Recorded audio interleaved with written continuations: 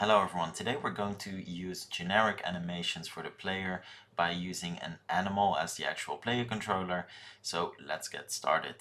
Before we get started, I'd like to thank all of my Patreon supporters for the absolutely amazing support. So for the purpose of this video, I'll be using PolyArt Animal Forest Set by Melburst Animations, and this is just an example. You can literally use whatever type of animal or other creature with generic animations you want. It doesn't really matter. So first things first, we're going to add a player. There we go. And once we have our player, we can drop in a prefab. Now normally we just drop in a prefab here, press play, and everything will work just fine. Now I will show you how that goes when you drop in a character with generic animations. So I'll be using the fox here, so models. I'll just use the default fox. There we go. And I'm going to drop that in. Now you'll see that, you know, from here you think, okay, everything's working, cool. We press play, and then unfortunately, you know, something else happens. I didn't add a camera motor, but as you can see, there's no animations playing whatsoever. Now that doesn't mean that you know, Game Creator doesn't work with generic animations. It does, but it does mean you need to do a little bit of extra work.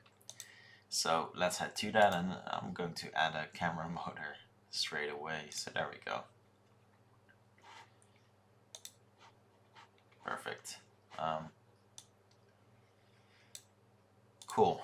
Now the reason it's not working is because by default, what we're adding is the default locomotion, and when we go to the default locomotion, open that up, we basically have our controller, you know, jump animations, movement animations, etc. We open up movement animations and we see a bunch of animations here. These are all humanoid animations, and that's the whole problem. So as you can see, you know, we were able to move just fine, but the animations weren't playing because by default humanoid animations are set. And there's a good reason for that as well, is because humanoid animations are used for humanoid characters, which most of the time will be the default characters. Now if you want to use animals, you can do that, but as you might guess, you'll need to basically replace a couple of the animations.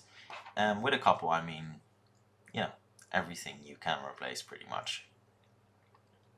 So in order to do that, what I did is I simply duplicated the locomotion, and we open up the locomotion animal.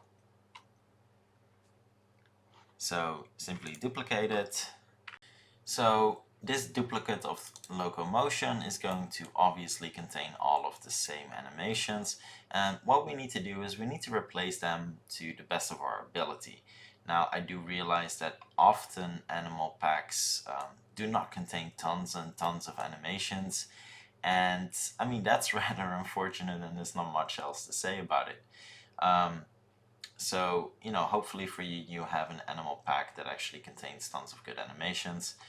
So if we go to the animations here, we have for you know, this Melburst pack, we actually have tons and tons of good animations, which is really, really fortunate. Really lucky with that. Often they won't really, you know, fill every single gap, and there's not much to do about that. Even, you know, some of Melburst packs are not, you know, as complete as you'd expect from humanoid. So we'll do walk forward. Walk forward is, you know, generally speaking, the one that is walk left and right. By default, walk forward is the one that is pretty much used all the time. So the other animations often aren't even used. Something to keep in mind, sometimes it will slightly touch on these two, but it hardly ever happens if you just use the default controller. You won't have any strafing and whatever. In case you do that, you know, you can have left and I was supposed to do right, so I'm not sure which one was right anymore. There we go. So yeah, just do Ctrl Z to correct your mistake in case that happens. But yeah, it's you know, it will often not be completely complete, and that's okay. There's not much you can do about that.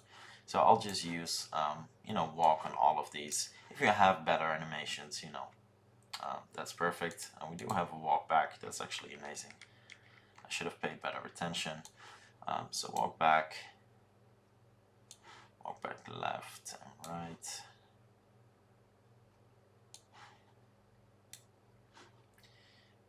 Maybe I'll actually drag these in. Not really sure.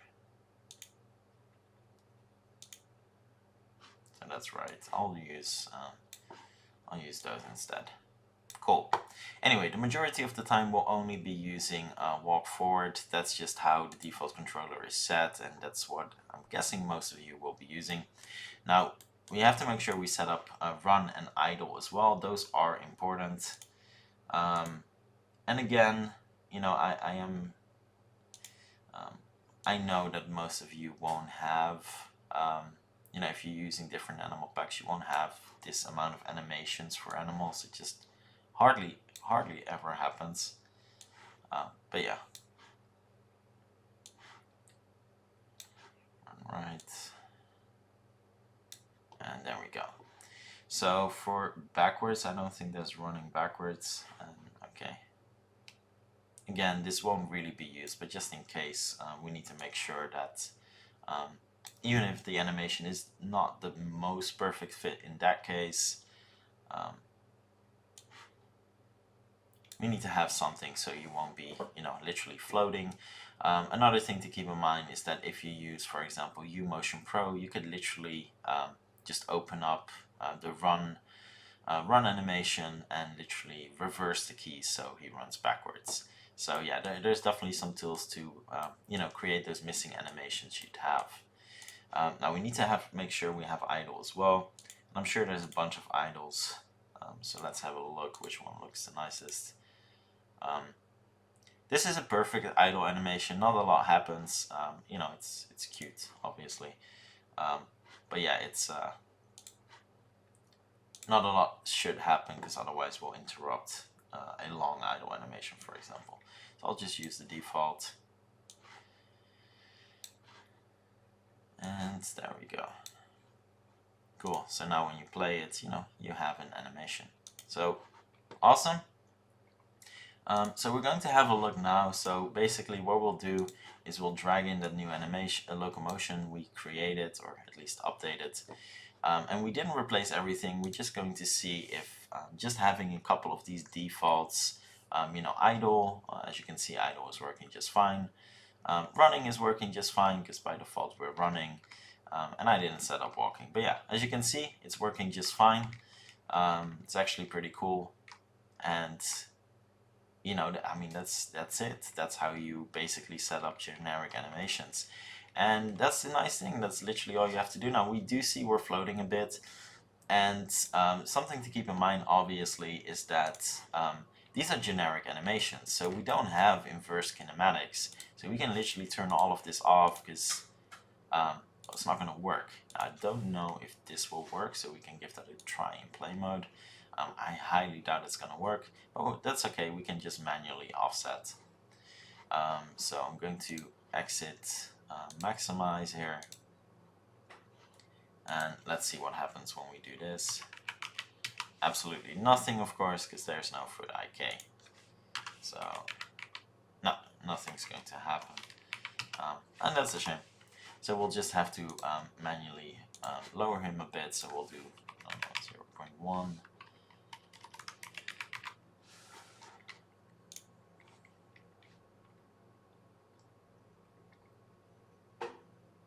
And yeah, there we go. Perfect. He's no longer floating.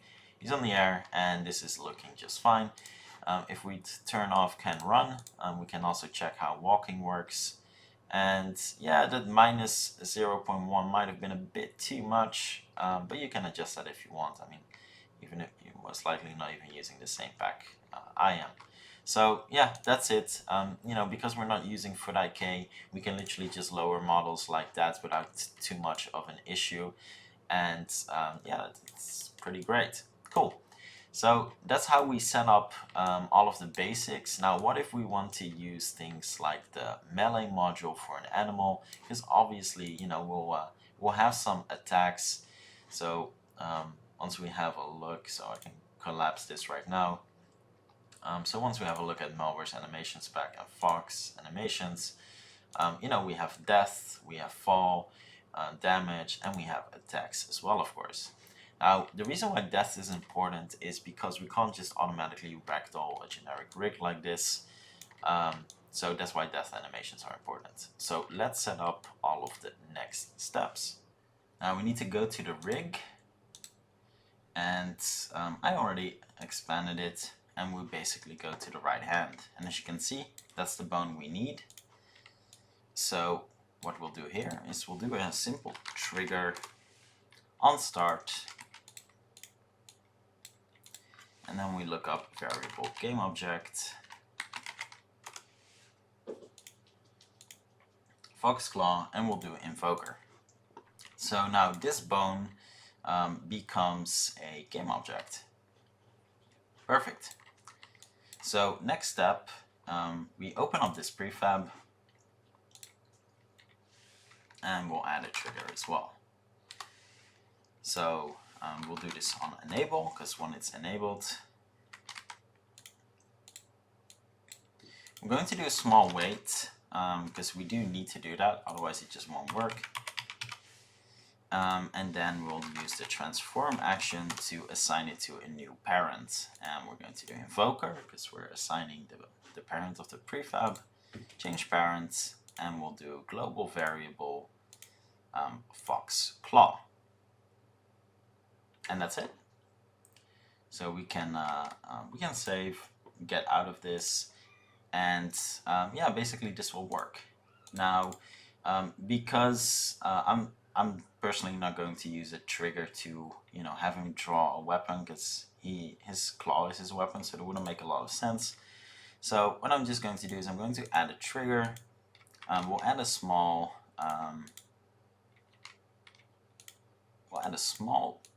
wait, just to make sure that everything has time to get assigned. There we go. And we're just going to do draw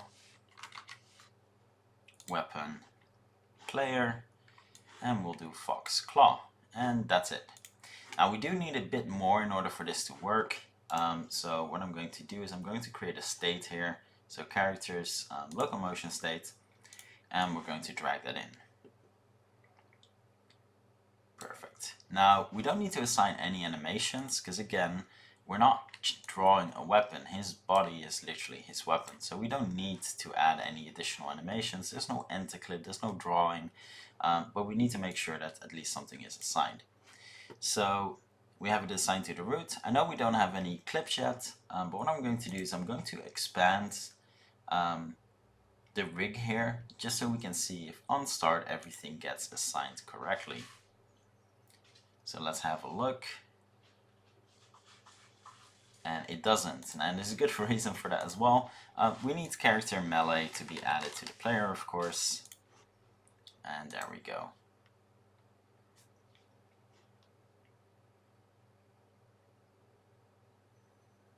And now, as you can see, on the right hand we have our weapon, so it's on the bone, and I'll show you it's functional as well when we're going to add our next step, which is you know, actually attacking.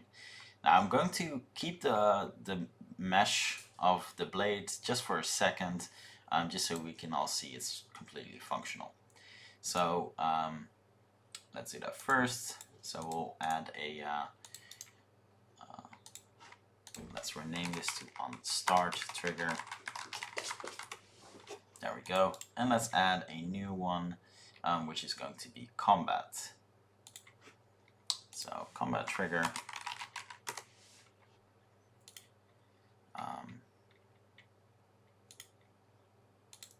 We'll do mouse down, so left mouse will be an attack. And then we'll do input melee, and we'll do A. Now we haven't created that yet, so let's start adding that. So we'll need to create a melee clip.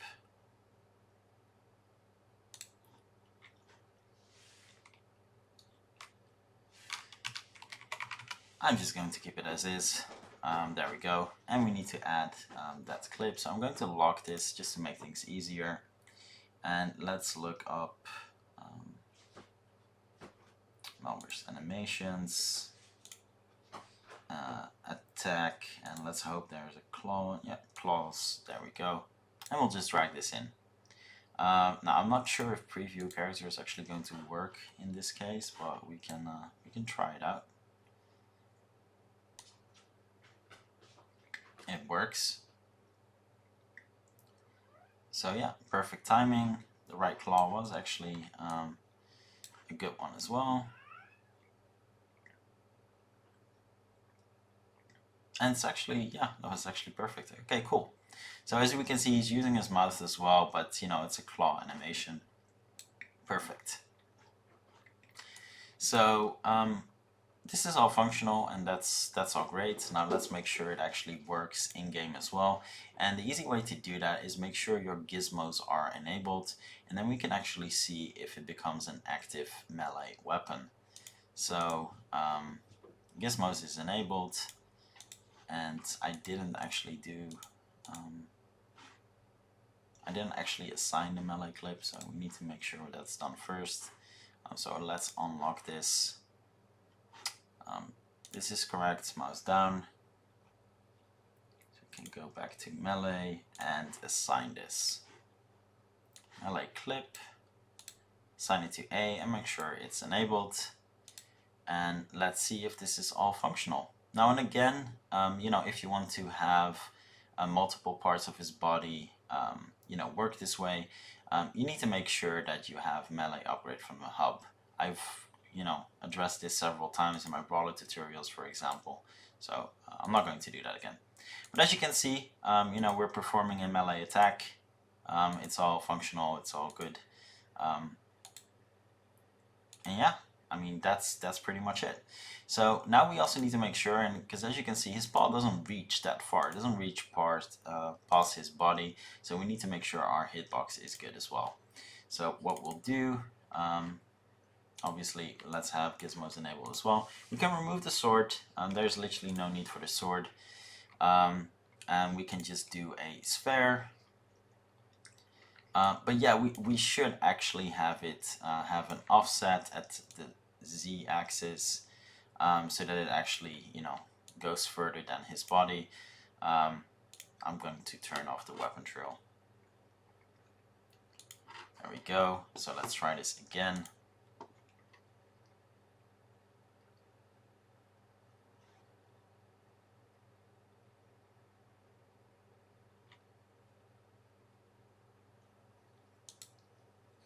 And as you can see, that works just fine.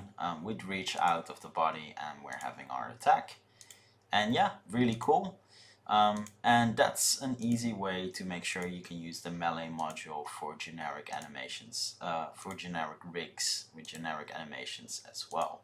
So really, really cool stuff.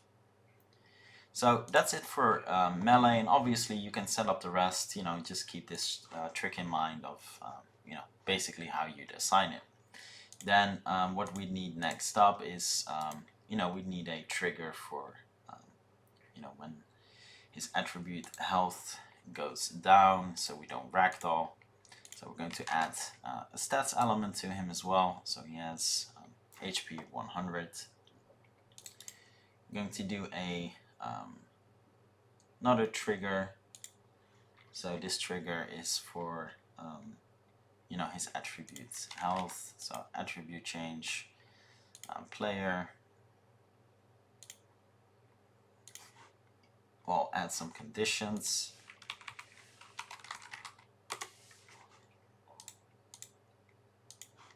And the first condition is going to be attribute value player health is less or equal to 0. And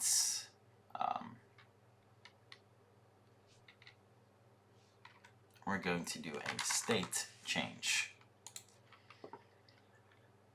Now I'm just going to do animation clip in this case, so I'm not going to do a you know, a ragdoll or a gesture. I'm just going to do a state change, and we're going to do a property as well. So player controllable is going to be turned off.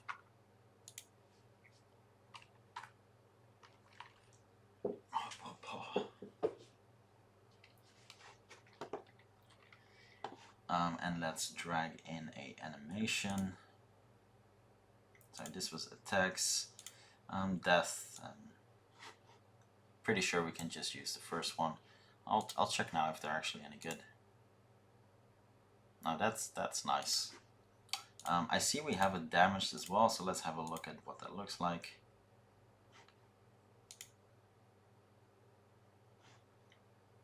Not a big fan of that.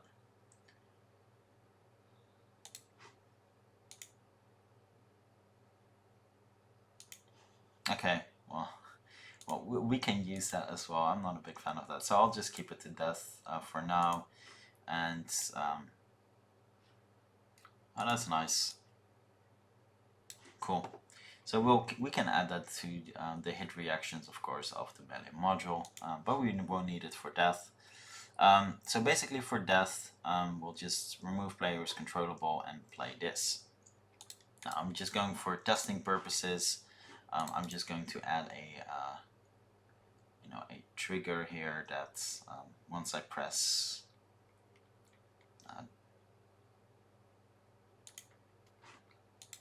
key down,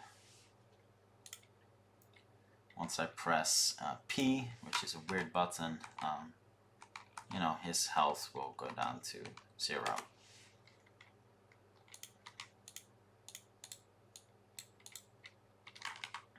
Attribute change player health subtract 100, and yeah, we should be good. So this is on player change. Is less or equal to 0, then we have the death animation.